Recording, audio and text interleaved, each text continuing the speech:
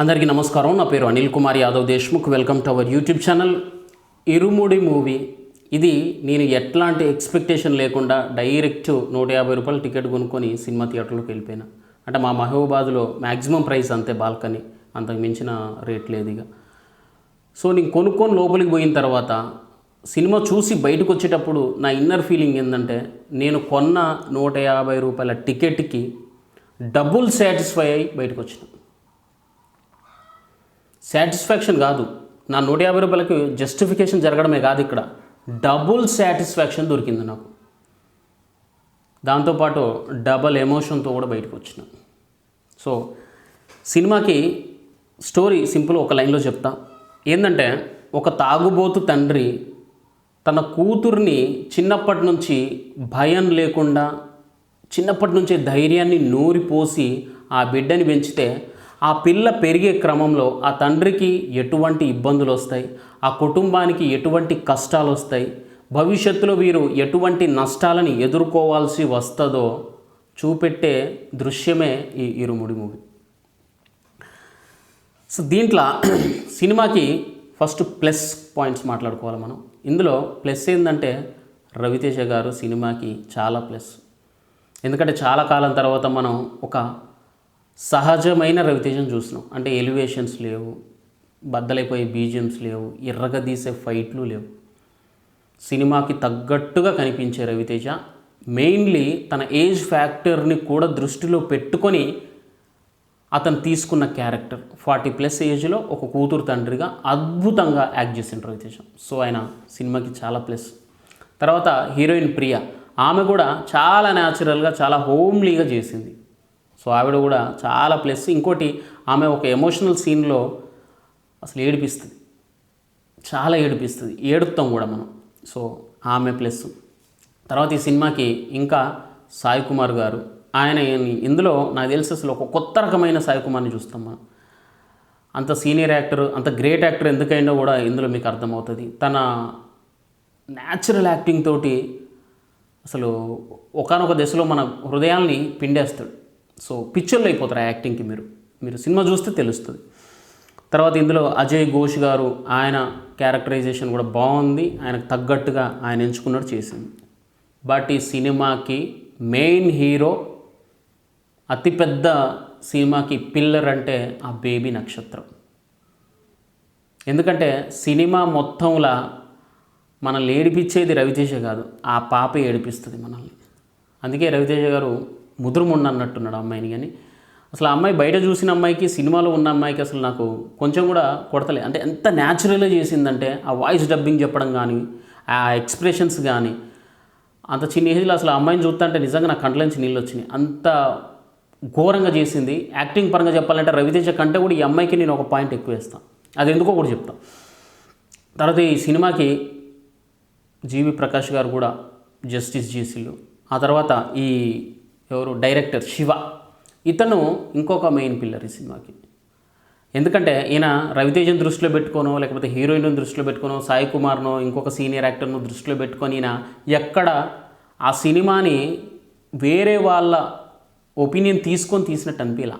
ఇతని మైండ్లో ఏదైతే ఉందో, ఇతను ఏదైతే రాసుకున్నాడో, ఇతని దృష్టిలో ఏదైతే ఉందో దాన్నే స్క్రీన్ మీద చూపెట్టాడు. ఎవరి కోసం ఈయన కాంప్రమైజ్ కాలే. ఇందులో హీరో ఉన్నాడు, హీరోయిన్ ఉంది, వాళ్ళిద్దరికి మనం డబ్బులు ఇస్తాం కదా, వాళ్ళిద్దరితో ఒక రొమాంటిక్ సాంగ్ చేపిద్దాం, అస్సలు ప్రసక్తే లేదు. అసలు హీరో హీరోయిన్ ముట్టుకొని కూడా ముట్టుకోడు. సో ఈయన ఎక్కడ కాంప్రమైజ్ అవ్వకుండా ఈయన మైండ్లో ఏదైతే ఉందో దాన్ని ఇంప్లిమెంట్ చేసింది. కాబట్టి ఆ స్టోరీలో హీరో కంటే పాప ఎక్కువ ఎలివేట్ అయింది. పాపకి ఎక్కువ మార్కులు పడతాయి ఇప్పుడు. అది కూడా చాలా ప్లస్ మూవీకి. నెక్స్ట్ సినిమాకి మైనస్ల గురించి మనం మాట్లాడాల్సి వస్తే, ఇందులో జీవి ప్రకాష్ కొంచెం మైనస్. అంటే ఎందుకంటే నాకు తెలిసి ఒక జీవి ప్రకాష్ గారు గొప్ప మ్యూజిక్ డైరెక్టర్, దాంట్లో నో డౌట్. కానీ ఎలాంటి సినిమాలకి, ఒక లవ్ స్టోరీకి బద్దలు పాషింగాలు అయ్యేటట్టు సాంగ్స్ ఇస్తాడు ఆయన, లవ్ సాంగ్స్. తర్వాత ఒక బ్యాచులర్ లైఫ్ స్టైల్ని చూపెట్టమన్నా కానీ ఒక మంచి బ్యాక్గ్రౌండ్ స్కోర్ ఇస్తాడు ఆయన. తర్వాత ఒక ఏమంటారు, ఒక ఎడ్యుకేషన్ పరంగా కెరీర్లో సెటిల్ అవ్వని ఒక అన్ఎంప్లాయ్ కుర్రోడికి కూడా బీజిఎం కొట్టమంటే ఎరగదీసేటట్టు కొడతాడు. కానీ ఇక్కడ ఒక తండ్రి కూతుళ్ళ లవ్ని ఎలివేట్ చేసేటట్టు కొట్టమంటే ఈయన అవసరం లేదు. నా ఉద్దేశం ఏంటంటే కొట్టలేదని కాదు, కానీ ఈయన అవసరం లేదు, ఇంకెవరినైనా పెట్టుకోవచ్చు. ఈయన ఆ జోన్కే బాగుంటాడు, అందుకే నాకు ఇక్కడ అంత అనిపించలేదు. సో ఈ సినిమాకి ఇంకొక మైనస్ థింగ్ ఏంటంటే అక్కడక్కడ కొన్ని సీన్లలో నాకు అంటే స్టోరీ అంతా న్యాచురల్ స్టోరీని తీసుకున్నారు, బట్ ఎంత న్యాచురల్ అయినా కానీ ఒక్కచోట కాకపోతే ఒక్కచోటైనా పోలీసులు ఇన్వాల్వ్మెంట్ ఉండదా అండి సినిమాలో? అంతమంది చంపుకుంటారు, అన్ని శవాలు ఎత్తని, ఒక్కసారి కూడా ఒక్క పోలీసుడు కూడా కనపడలేదు సినిమా మొత్తంలో. నాకు అది ఎందుకో కొంచెం మిస్ అయినట్టు అనిపించింది. సిల్లిగా అనిపిస్తే పక్కకు పెట్టండి ఇది. తర్వాత ఈ సినిమాలో ఒక డెడ్ బాడీని చూసే క్రమంలో స్వాన్ మాలలో ఉంటారు అందరూ. రవితేజ కూడా మాలలో ఉంటాడు కాబట్టి ఆ శవాన్ని చూడడానికి పోడు, కానీ గురుస్వామి అయ్యుండి సాయి కుమార్ గారు వెళ్ళి ఆ బాడీని చూస్తాడు. అంటే ఒక గురుస్వామి శవాన్ని చూడొచ్చా? స్వామి మాలలో ఉన్నోళ్ళు శవం దగ్గరికి పోదు, శవాన్ని చూడొద్దని అయితే నాకు తెలుసు, కానీ ఇతను గురుస్వామి కాబట్టి చూడొచ్చా అనేది నాకైతే తెలియదు. అంటే స్వామి మాల వేసుకున్న వాళ్ళు ఎవరైనా మన వ్యూవర్స్ ఉంటారు కదా, సో మీకు తెలిస్తే చెప్పండి. అది నాకు ఎందుకో డౌట్ఫుల్గా అనిపిస్తుంది. అది ప్లస్ ఆ మైనస్ అనేది మీరే చెప్పాలి అది. తర్వాత ఈ సినిమాలో ఇది హరిహర తనయుడు ఎక్కినాడు పల్లకి ఆ పాట ఉంది కదా, ఆ పాట ఒరిజినల్ సాంగ్ అంటే ప్రైవేట్ సాంగ్ ఇచ్చినంత వైబు థియేటర్లో నాకు రాలేదు. ఎందుకంటే అదంతే ఒరిజినల్లే డూప్లికేట్ అని అనొచ్చేమో మీరు, బట్ అదే నాకు మిస్ అయినట్టు అనిపించింది. ఒరిజినల్ సాంగ్ను పెడతాను అంత వైబ్ రావట్లేదని అని చెప్పన్నారు, బట్ లేదు, సింగర్ ఒకలే అయినప్పటికి కానీ దానికి దీనికి చాలా తేడా ఉంది. మొన్న మనం ప్రీ రిలీజ్లో విన్న సాంగ్ మనం యూట్యూబ్లో వదిలిన సాంగే ఇందులో ఉంది తప్పితే వాయిస్ ఏం మారలేదు. సో అదే సాంగ్ పెట్టి నాకు కొంచెం అది బయట దొరికిన వైపు మూవీ థియేటర్లో దొరకలేదు. సో ఇవి నాకు కొంతవరకు మైనస్లు అనిపించినాయి.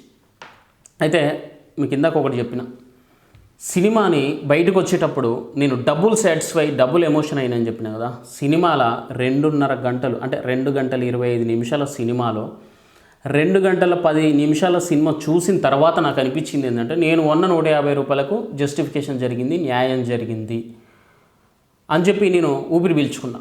బట్ తర్వాత వచ్చిన 10-15 నిమిషాల స్టోరీ విన్న తర్వాత చూసిన తర్వాత ఆ 150కి డబుల్ సాటిస్ఫై అయిన డబుల్ ఎమోషన్ అయిన అంటే ఇందుకే. ఆ 15 నిమిషాలు స్టోరీ రివీల్ అయితే రివీల్ అయింది బొక్క పోనీ, ఎందుకంటే తప్పేం లేదు. ఇందులో రవితేజ కూతురు ఆ అమ్మాయి ఇందులో చనిపోద్ది. చనిపోయే ముందు ఆ పాప పుష్పవతి అవుతుంది. ఆ పాప బాడీకి రవితేజ వచ్చి మాల తీసేసి ఆ పాపకి ఓని ఫంక్షన్ చేస్తాడు. అక్కడ శవాన్ని చూడడానికి వచ్చిన వాళ్ళందరి చేత ఆ శవం మీద అక్షింతలు జల్లిస్తాడు. అక్కడ ఒక సాంగ్ వస్తుంది, రవితేజ యాక్టింగు. ఆ పాప అట్లా విగత జీవిగా పడుండడం చూసిన తర్వాత రియల్లీ నాకైతే కంట్ల నుంచి నీళ్ళు వచ్చినాయి అబ్బా. నాకు ఆ నీళ్ళు వచ్చే క్రమంలో నాకు ఇంకో రియల్ ఇన్సిడెంట్ కనెక్ట్ అయింది. అంటే ఆ సినిమాలో రవితేజ ఒక తాగుబోతు క్యారెక్టర్ కాబట్టి, ఆ రవితేజ ఖచ్చితంగా హీరో కాబట్టి ఆయన ఒక డిఫరెంట్ ధైర్యం ఉంటుంది ఆయనకు. తర్వాత అతను తాగుబోతు కాబట్టి చాలా అగ్రెసివ్గా కూడా ఉంటాడు హీరో కాబట్టి. సో శవానికి కూడా ఓని ఫంక్షన్ చేసి ఆ కూతుర్ని దగ్గరుండి ఆవిడ దహన సంస్కారాల కార్యక్రమాలు మొత్తం తండ్రి చూసుకున్నాడు. అంటే ఆ పాపకు తల్లుంది, తండ్రి ఉన్నాడు. సో ఆ పాప ఫంక్షన్ చేసిళ్ళు, తీసుకెళ్ళి దహన సంస్కారాలు కూడా చేసి.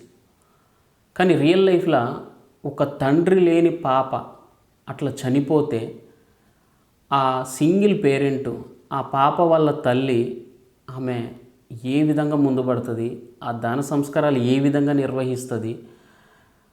సరే పెళ్ళిగానోళ్ళు చనిపోతే నాకు తెలుసు వాళ్ళకు కట్టెతో కాల్చరు, వాళ్ళని బొందలో పెడతారు నాకు తెలుసు. కానీ ఆ బొంద పెట్టడానికైనా కానీ ముందుండి నడిపించడానికి తండ్రి ఉండాలి కదా పాపకి.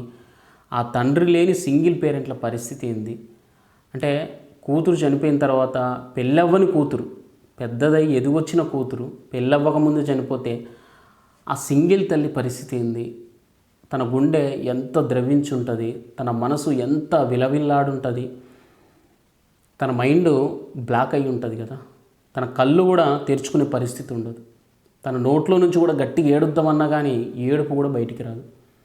అంత ఎమోషనల్గా లోపల అంత కుంగిపోతారు. మరి అటువంటి పరిస్థితుల ఆ సింగిల్ పేరెంట్ పరిస్థితి ఏంది అంటే, నేను రియల్ ఇన్సిడెంట్ చూసిన, ఆ తల్లి మీద సానుభూతి చూపెట్టాల్సింది పోయి ఎదుగొచ్చిన కూతురు చనిపోయింది, ఆ తల్లి అంత బాధతో విలవిల్లాడిపోతుంది, అంత కష్టపడుతుంది, అంత బాధపడుతుంది, తను అంత ఎమోషనల్గా ఏడుస్తుంది అని చెప్పి జాలి చూపెట్టాల్సింది పోయి చుట్టుపక్కల వాళ్ళంతా గుడ్డగాల్చి మొహం మీద వేస్తే ఆ ఆడదాని పరిస్థితి ఏంది, ఆ సింగిల్ పేరెంట్ పరిస్థితి ఏంది, ఆ బిడ్డ తల్లి పరిస్థితి ఎట్లా ఉంటుంది అంటే, నేను మా పక్కూల్లో ఇట్లాంటి సిచ్యువేషన్ చూసిన. సో అందుకు నాకు ఈ సీన్ అక్కడ కనెక్ట్ అయింది. అందుకే నాకు వెంటనే కళ్ళలోంచి ఆ రవితేజ ఆ పాపను చూస్తుంటే, మా పక్కూల్లో జరిగిన ఆ పాప చావు, ఆ తల్లి ఏడుపు, ఆ తల్లి ఘోష నాకు కళ్ళారా కనిపించింది. అందుకే నా కంట్లోంచి నీళ్ళు లెట్టరల్లి వచ్చేసినాయి. So end of the day సినిమాగా ఫైనల్గా మనం సినిమాకి ఇచ్చే రేటింగ్స్ ఎంత అని చెప్తే 3.5 నేను ఇచ్చేది. రవితేజ కెరీర్లో ఖచ్చితంగా ఒక సూపర్ హిట్ మూవీ ఇది. ఈ మధ్యకాలంలో తీసుకుంటే మాత్రం ఆయనకు బెస్ట్ కంబ్యాక్ మూవీ అని కూడా చెప్పొచ్చు. ఇక మీదట రవితేజ ఇట్లాంటి క్యారెక్టర్లు 40+ ఏజ్ ఉన్న క్యారెక్టర్లు చేస్తే డెఫినెట్గా రవితేజ కెరీర్ 2.0 చూడొచ్చు మనం రవితేజ గారి నుంచి. మళ్ళీ ఆ హీరోయిన్లు ఈ సాంగ్స్ రొమాన్స్ అనుకుంటూ పోతే మాత్రం కష్టం. ఇది విషయం. Thank you. జై హింద్.